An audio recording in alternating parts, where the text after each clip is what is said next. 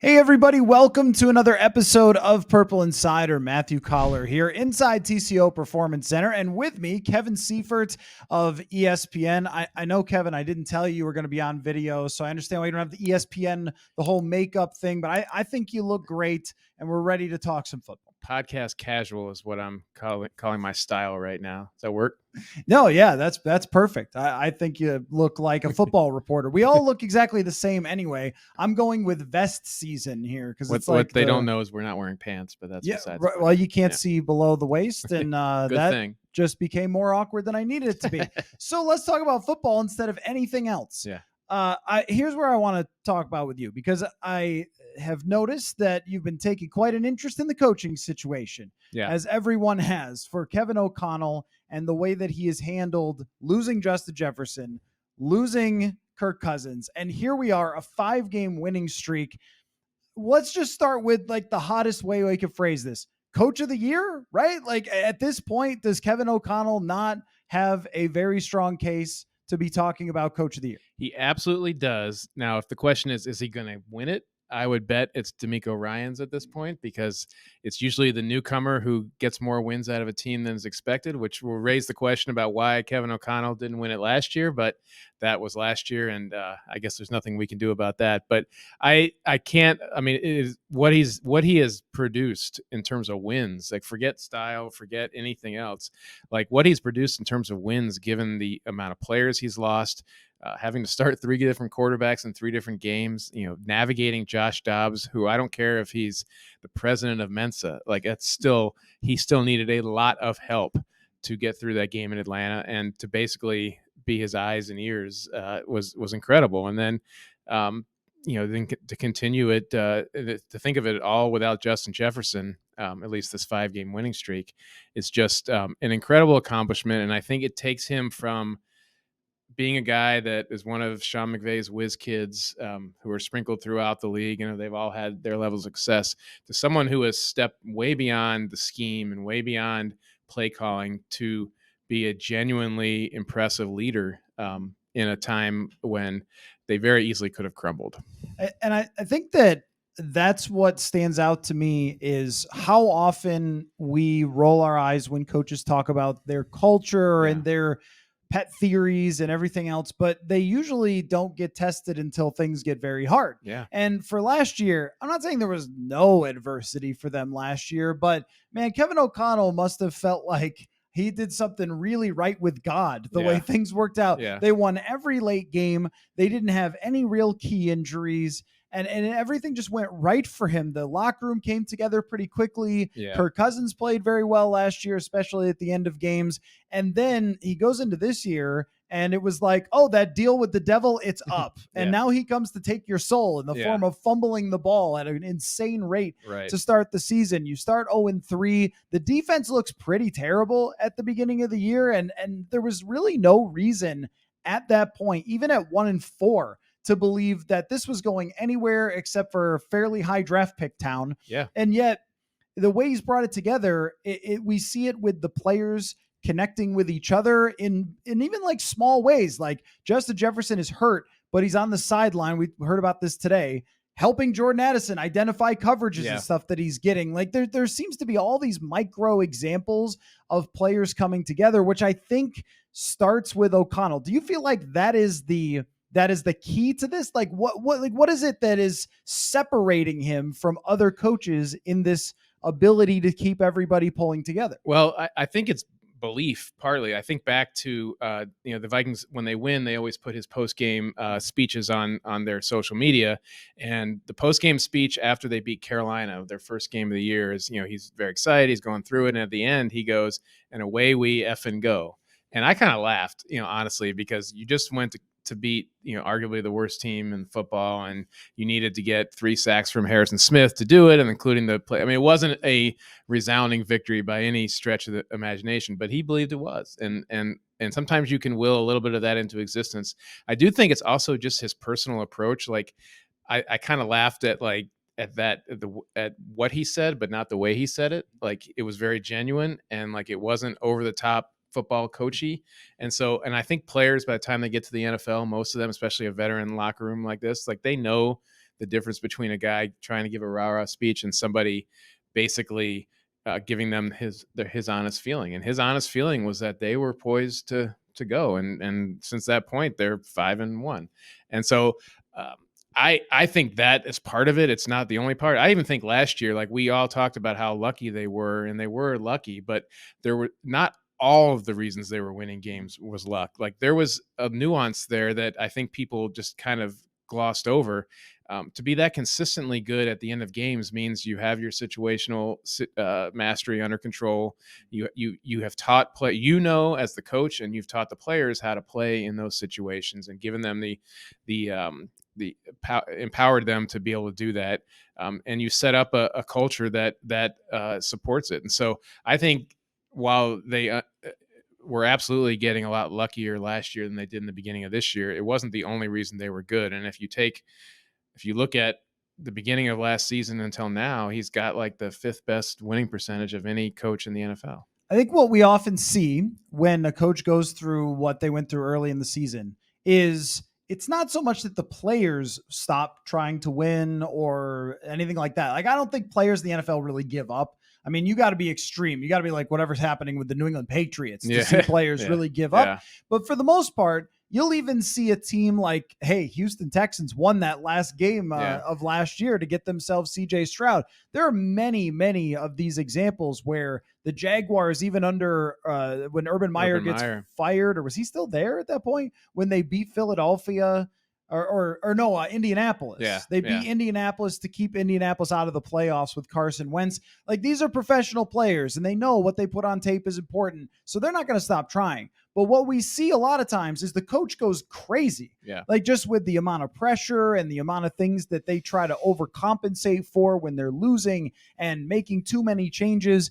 And the even-handedness of O'Connell through that moment was, to me, defining for how I felt about him as a head coach and what it means to this organization going forward. That the Dobbs thing is crazy, but that's like an aberration. I mean, that's a once in a decade, even more. I don't know how many times I've ever seen it where a guy has to come in and doesn't even know what to do, and the coach gets in his headset.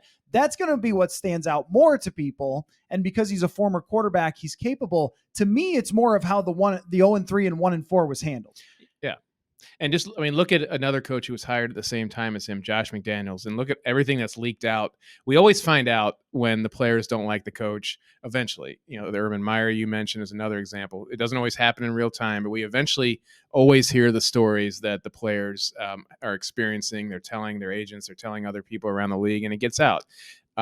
There was none of that here. And I'd be really shocked if we come to find out that there were a lot of players rolling their eyes at O'Connell when he was saying, and away we go, and all that, when they were going through the 0-3 start. Like, I really don't think that was the case. The one moment I thought maybe like some players would look at him a little cockeyed is when he said that he basically implied they would start benching people if they fumbled the ball. And we knew that probably wasn't likely to happen. And it kind of, they stopped fumbling eventually. When they started hitting people with weird apparatuses, I will tell you that I thought, do you really want to go to Amazon and start ordering whatever you can whack with? Either he or somebody said that they basically ordered everything you can order off the internet because the resources here are unyielding. I guess they can always get the resources to buy whatever they want. But and that to me was a little bit like I don't know if you want to show up with some kids blow up thing that they play, bonk each other in the head on a hot summer day in the pool or whatever. And so I don't know if you necessarily want that, but like, whatever, if you want to credit that, or you just want to credit to the ups and downs and ebbs and flows of turnovers, you can, but they got it fixed. Folks, we are going all in on Prize Picks this football season. Every week we are playing and testing out our skills here on Purple Insider to see if we can predict what numbers players will put up every Sunday. If you haven't heard of it, trust me, you're going to want to check it out.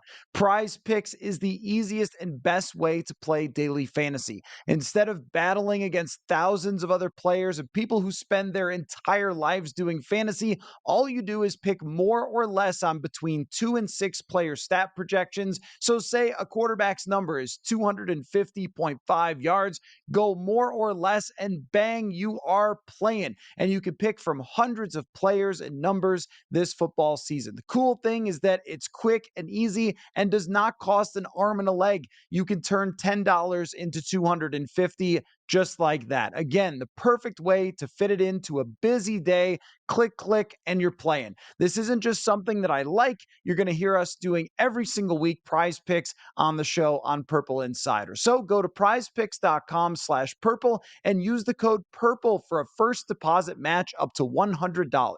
That's prizepicks.com/purple with the code PURPLE. Daily fantasy sports made easy.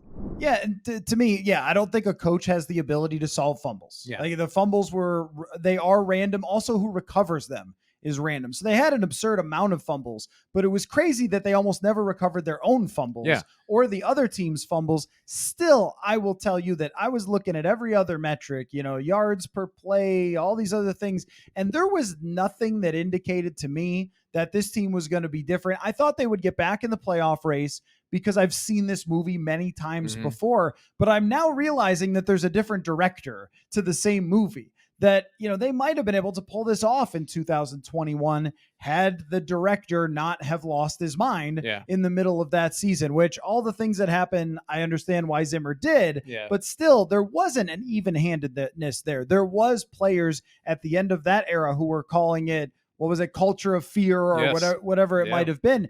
I think that O'Connell being a former player and so recently a former player, not like 15 years ago, that he has this real finger on the pulse, like a real awareness. And that might be his best trait about him, where he's also like, I found this interesting even today. So an awareness of like what players need from him, for one, what they do and what they don't need. But even like one of the criticisms coming out of Sunday's game was that they were too conservative in the second half. And trust me, the last coach that I covered would call us a bunch of idiots for asking about that and telling us we'd never seen a football before and everything else. And O'Connell basically said, that's right. Like, I'm going to assess how I handled that, which I personally didn't have a huge problem with. You're still playing with a backup quarterback. You're trying to run the clock down. You don't believe that the other team can score. Maybe played with fire a little bit too much, but his ability to constantly be reassessing himself and a self-awareness to say, you know what, maybe they are right. Like maybe there is some criticism there about how conservative I was. I feel like, now you've covered more coaches than me, I feel like that's unusual for football coaches. Yeah, and this was something I was thinking about talking to another colleague in another city. Like, I feel like and this is sort of an extension of what you're talking about, like he's up for any question from us. Like, I can't think of a time when anyone, going back to the very start of last season, has asked him a question that he basically said, like, that's not a worthy question. Like, even if he thought it, like he creates the facade or creates the culture of like, anything, all bets are off. Like, you don't have to worry about him trying to embarrass you publicly. You're certainly not, you're going to get an attempt at an answer from everything. And so if that's the way he's with us, I'd imagine it's like, I'm sure he has more authority over the players. And so he has to manage them differently than he manages the media. But like, I've been impressed. And because I also think that he knows, as a former player, that players, if they're not reading the stories that are written about the team, they're hearing about it or seeing social media clips. And so he's very aware that what he says to us is probably going to be consumed by the players. And so you can see the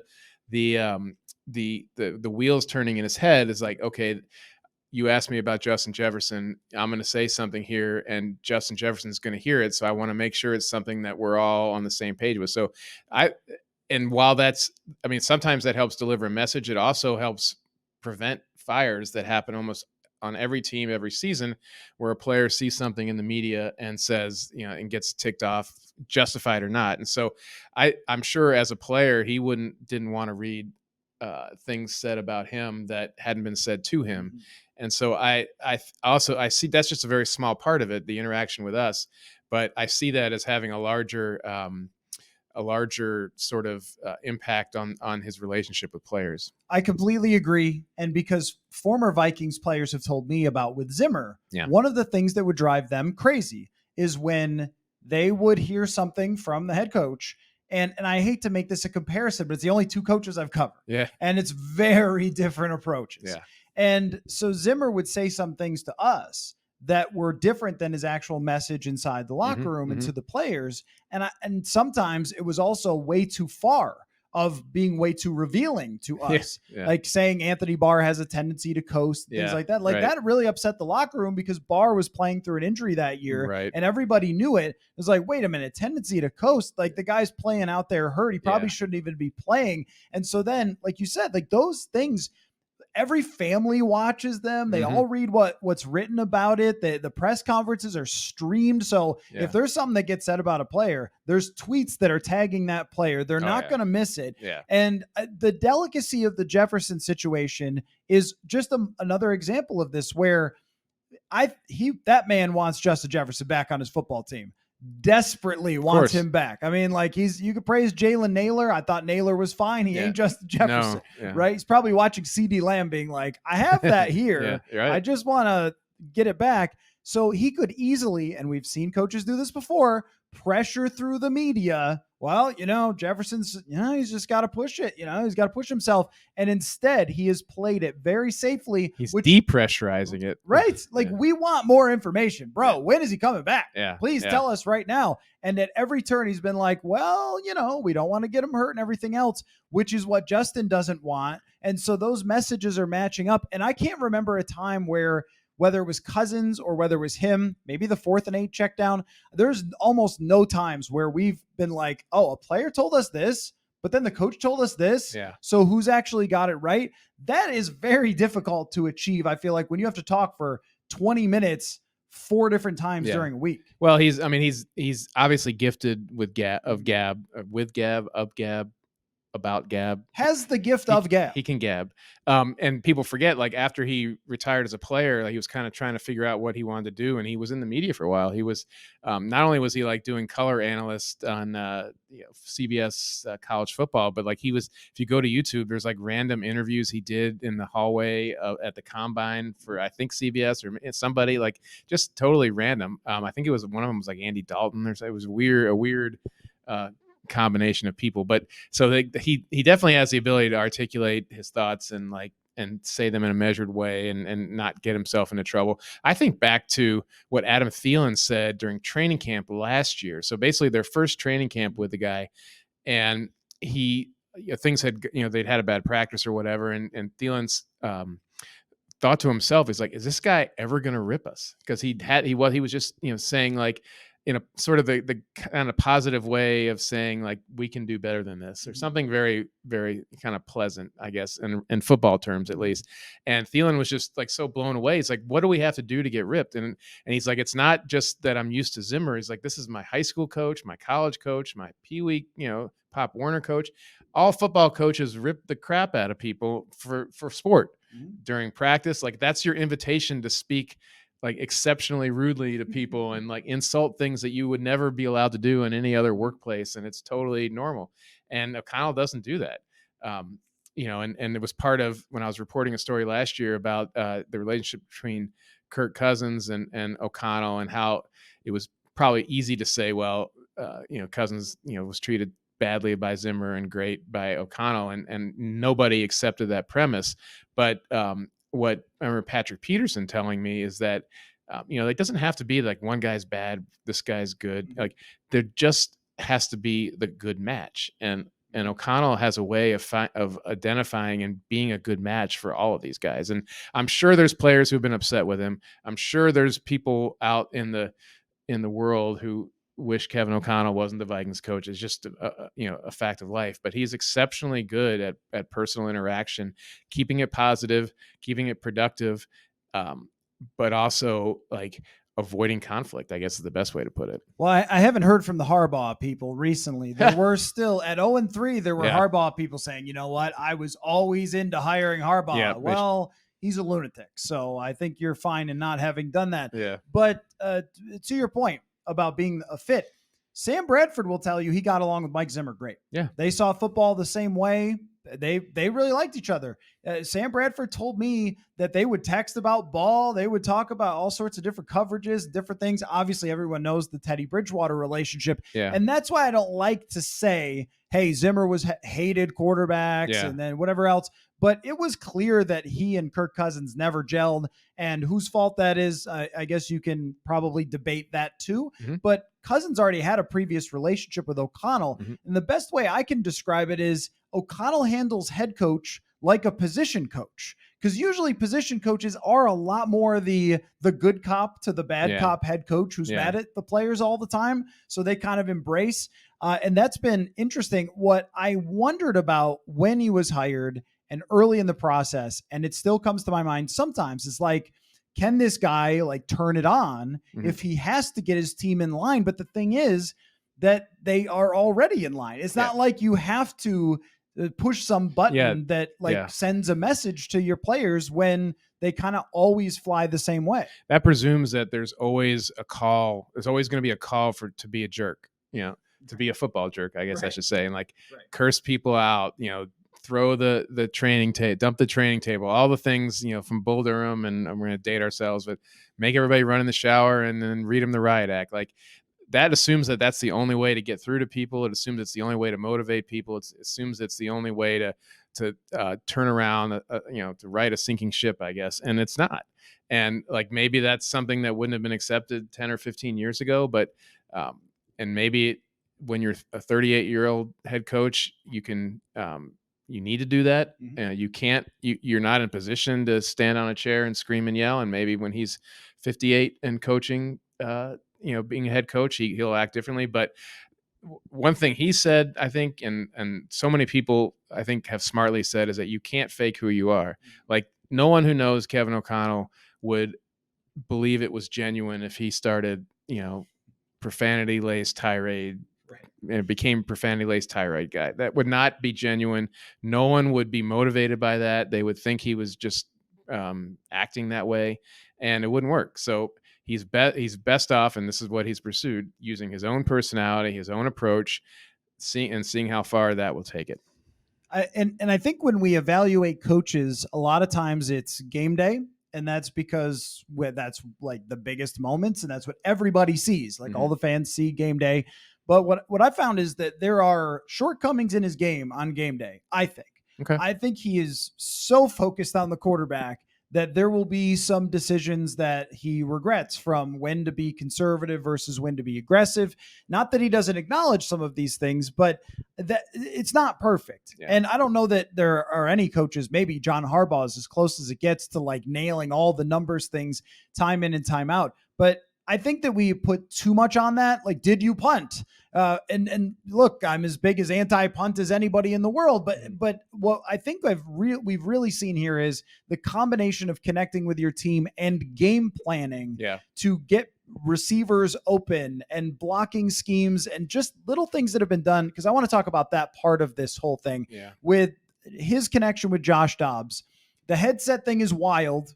And I don't know I'll ever see it again, the way he did it. But I thought this week was as impressive to prepare him for a full game plan to get it blocked up against a really good team. They've done little things that I wondered if it would even work, like put CJ Ham in on 3rd and long. I was like, I don't know, man. Is that? But it actually has been effective for them to be able to block it up. And that's where it all comes together for me. When we talk about the best coaches in the league, and look, I'm not crowning the guy. They're 6-4. Like, this could go any way or whatever. But just as we work with the information we have, and we think about Pete Carroll, we think about Mike Tomlin, like right to the top of your head, John Harbaugh, Kyle Shanahan, all these guys, I feel like they always have a schematic advantage that goes along with just being them and who they are to start with. Like, you begin with a prepared team. You begin with a schematic advantage. And I saw a really interesting tweet from Greg Rosenthal of NFL.com. He said, if the Vikings and Saints switch coaching staffs yesterday, the Saints win. And I thought, I think I agree with that. I think I actually completely agree with that. Yeah. And that is where it's marrying it together is Mike Tomlin's defenses are still nasty. They're still winning games without getting 400 yards. Like, that's where you can have a great motivator and you can have a great guy who connects with your players. Maybe Leslie Frazier was like that. But if you're not also answering the bell schematically, which I thought they did exceptionally well against New Orleans, then it doesn't mean anything. But to be able to do that, bring in a new quarterback, find what works for him, and be able to prepare him against a good defense, that was what took it to another level for me. Yeah, and expand it out. It's not just offensively, defensively. Like you talk about the game day aspect of O'Connell. I thought that was his biggest failing last year, was being unable, whether through because his personality. He's 38. Ed Donatel is older. I'm not exactly sure. He's probably around 60, but been around a long time. He was unable to get Ed Donatel off of the way he was calling games, and that was his job. Like, he hired him to do a certain thing. He wasn't doing it. And not only was he not doing it, but O'Connell, in increasingly public ways, was trying to get him to do something different, talking about how, got to look in the mirror and make changes. And he wasn't able to get him to do it the entire year. And it ended up being, to me, I know 4th and 6 and their fourth, the TJ Hawkinson throw, but to me, 4th and 8. Okay. It's been brought up occasionally on the show. I'm sure. And I know that play was bad, but like, to me, what knocked them out of the playoffs was they couldn't stop the Giants, defensively.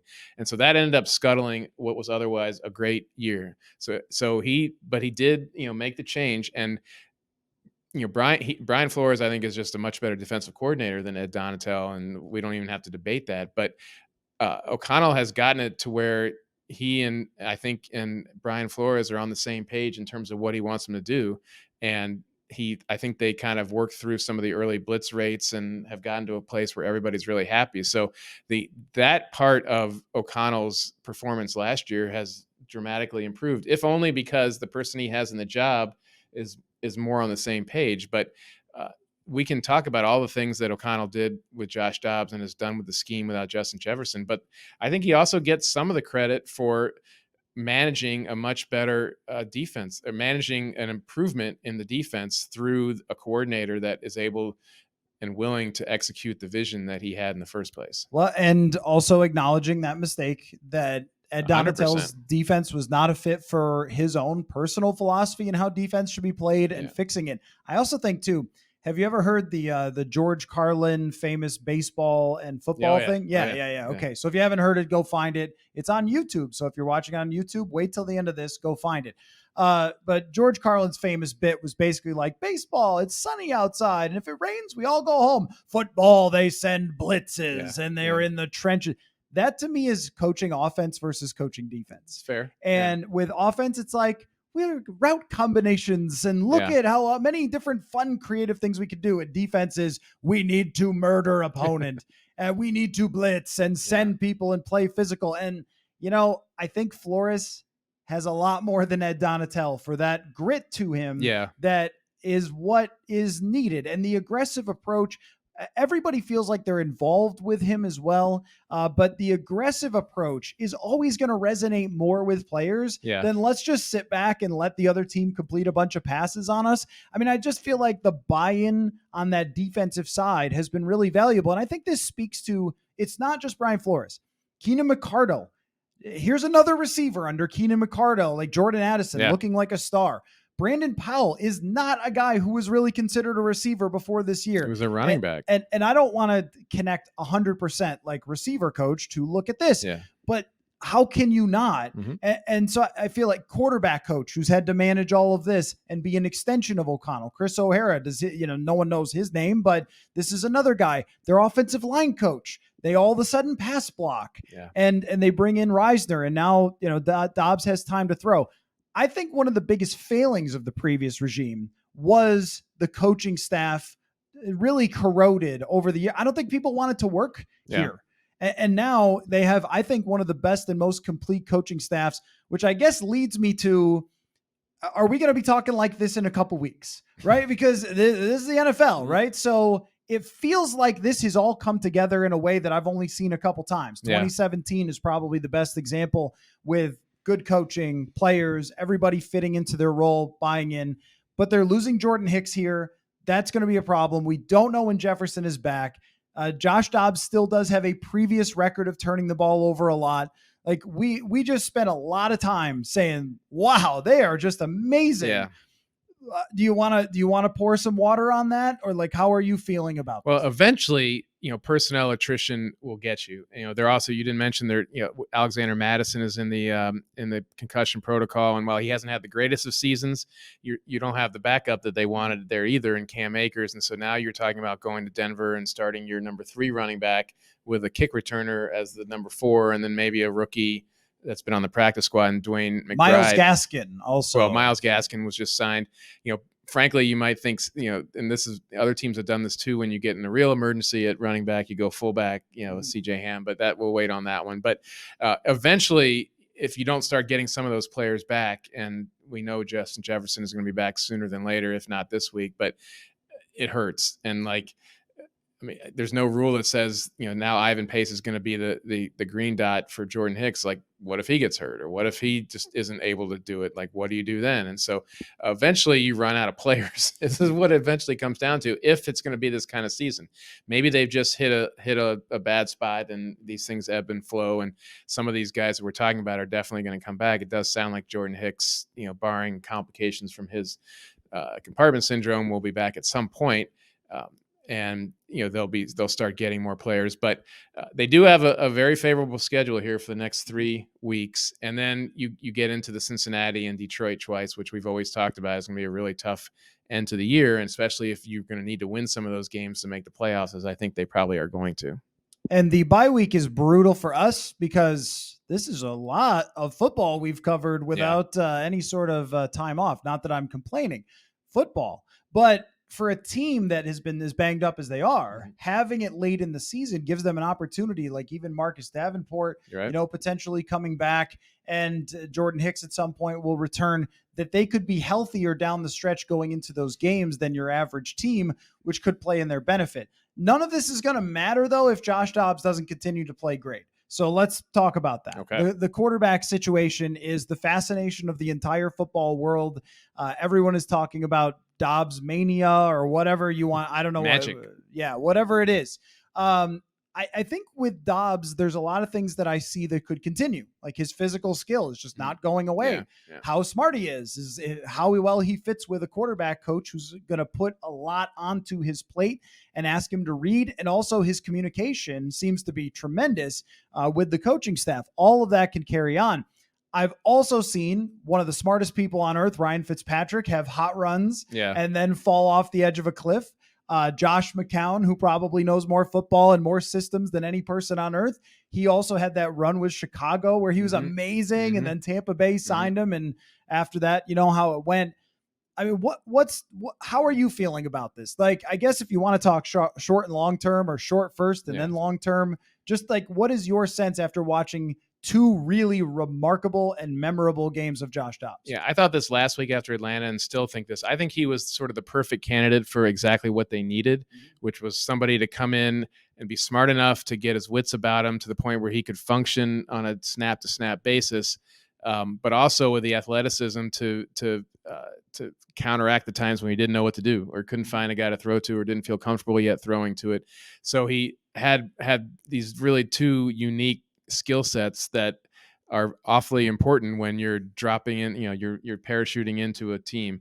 And the third thing is, frankly, having O'Connell, and having the play caller be a former quarterback who's not that far removed from his career, is exceptionally scheme oriented, exceptionally, calls plays based on defensive expectations, and maybe all guys do that, but he's been very open about that. So he has really 3 unique skill sets, one of which being the head coach. And so you mentioned Josh McCown in Chicago. If I remember right, I think that was either Mark Trestman or Mike Martz, whoever the offensive coordinator was then. He and McCown were locked in, and it was almost like if they stayed together for the rest of the time, like McCown would have a different career. And sometimes that's the case, and we've seen that a lot in NFL history, where just the right combination of people lead to the best outcomes in a career for all the people involved, and it just can't stay together for whatever reason. But I do think that especially right now in this what's really still a crisis management mode, this is still triage to the quarterback position when the top 3 guys are gone, and you're just hoping that your offense can function, and anything beyond that is gravy. I think he was probably the perfect candidate for that. I am not really entertaining the idea of what it means for next season or the Kirk Cousins negotiations or all that. I think that is not evident yet, but it will be. But if they have to play the rest of the year with Josh Dobbs, that's a good thing. That means that he didn't get hurt or didn't fail to the point where they had to turn to whichever their backups is healthy at the time. I do think that someone like Brock Purdy, and if Josh Dobbs continues to thrive in this, may make us rethink a little bit how we feel about quarterbacks. But there's been lots of examples through history of this. Yeah. But what you've seen in recent years is pretty much you're either a franchise quarterback or it's a rookie who's either going to sink or swim. And I think that's a major part of why like offense is down this year league wide. I don't think it's down from the best teams, but I think a lot of teams that are not the best have put all of their eggs in young quarterbacks. 10 rookies starting. Right. Yeah. And if those guys struggle, which they often do, then you're in a lot of trouble. But I also kind of think about like we've moved on from the Rodgers in the NFC, maybe forever. I don't know. Maybe mid-December is what he says, but probably not. And Drew Brees is gone. And there's been a shift of some of the older franchise quarterbacks who have retired or are not the same versions of themselves. And what I feel like we are seeing is some guys be totally situation oriented. Like Josh Dobbs in Arizona cannot thrive. He is the 30th best quarterback in the league, but here it's just different. That doesn't mean it can work for anybody or forever. Right. Or forever. Yeah. It's a great point, which I know you just said, let's let it play out, but it's the end of the show, which is where you have to start talking about predicting things. Otherwise we just have to end awkwardly and it started awkwardly. So we can't end awkwardly. So how do we think this plays out? Because to me, the range is very wide and there's still a range that involves Kirk Cousins returning, but by each week and each scramble specifically, which I think Kevin is really enjoying.